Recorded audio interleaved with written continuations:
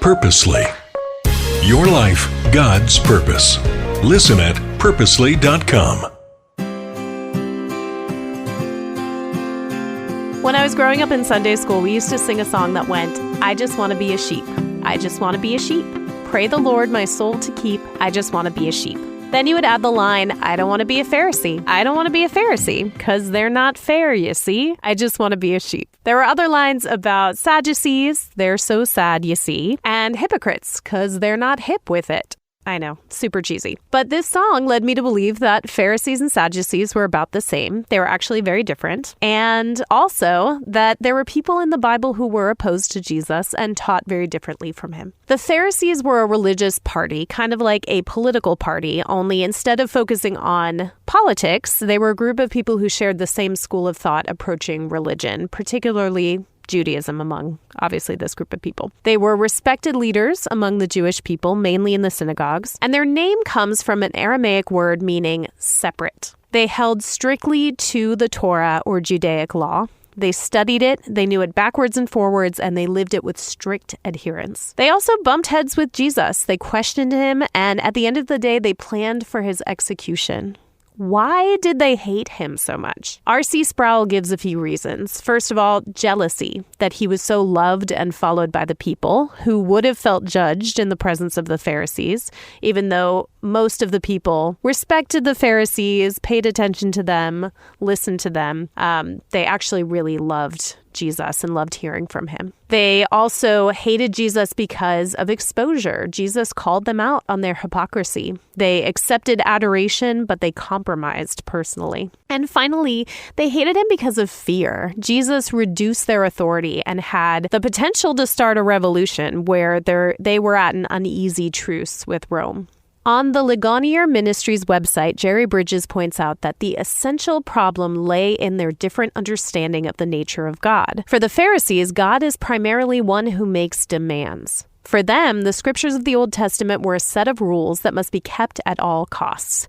For Jesus, as well as the Old Testament believers, God is primarily gracious and merciful, slow to anger, and abounding in steadfast love. What I've noticed is that the Pharisees were offended by Jesus' concept of an upside-down kingdom. The thought that the poor and suffering and sinful would also have open access to God filled them with disdain. Hey, I'm Jen. This is the Bible for Busy People, and this week we are talking about the Pharisees. The Pharisees often attempted to battle it out with Jesus, and spoiler alert, Jesus always won. This week we're going to look at some of those confrontations and learn from Jesus' response to them. So, ladies and gentlemen, in this corner, we have the Pharisees, devoted teachers of the law who demanded piousness and perfection. And in the other corner, the unlikely contender, a carpenter from Nazareth. Can anything good come from there? Who claims God's love and invitation to all people. Ding, ding. We're reading today in Matthew chapter 12, verses 1 to 14. It says, At that time, Jesus went through the grain fields on the Sabbath. His disciples were hungry and began to pick some heads of grain and eat them. When the Pharisees saw this, they said to him, Look, your disciples are doing what is unlawful on the Sabbath. He answered, Haven't you read what David did when he and his companions were hungry? He entered the house of God, and he and his companions ate the consecrated bread, which was not lawful for them to do, but only for the priests. Or haven't you read in the law that the priests on Sabbath duty in the temple desecrate the Sabbath and yet are innocent? I tell you that something greater than the temple is here. If you had known what these words mean, I desire mercy, not sacrifice, you would not have condemned the innocent. For the Son of Man is Lord of the Sabbath. Going on from that place, he went into their synagogue, and a man with a shriveled hand was there. Looking for a reason to bring charges against Jesus, they asked him, Is it lawful to heal on the Sabbath? He said to them, If any of you has a sheep and it falls into a pit on the Sabbath, will you not take hold of it and lift it out? How much more valuable is a person than a sheep? Therefore, it is lawful to do good on the Sabbath.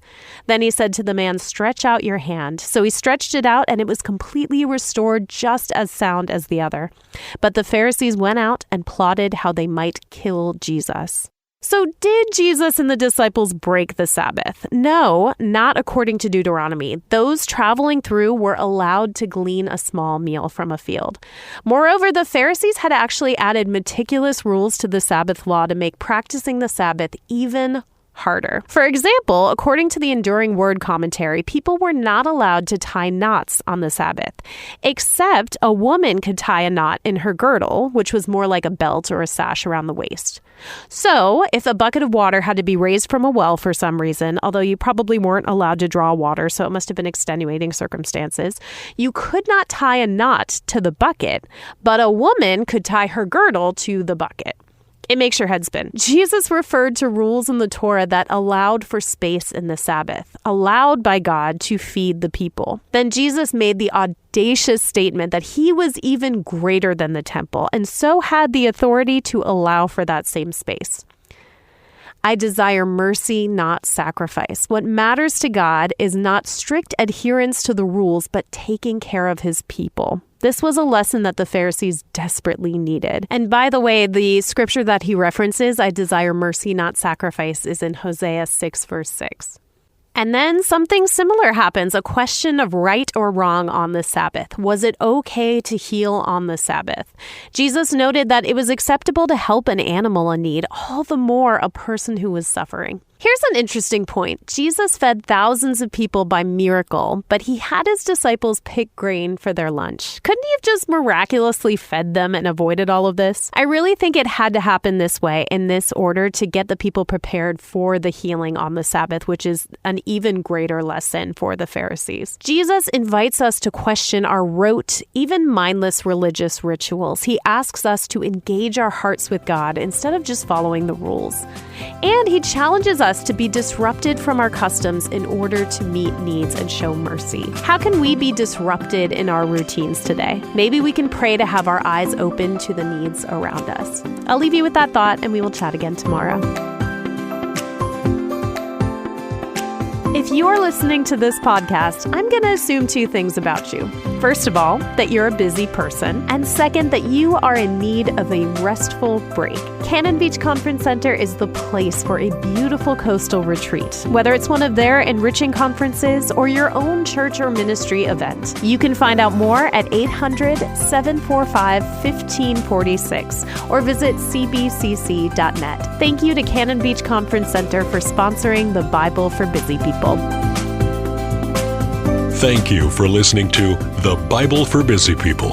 If you need prayer or want to go deeper in your faith, visit our show notes.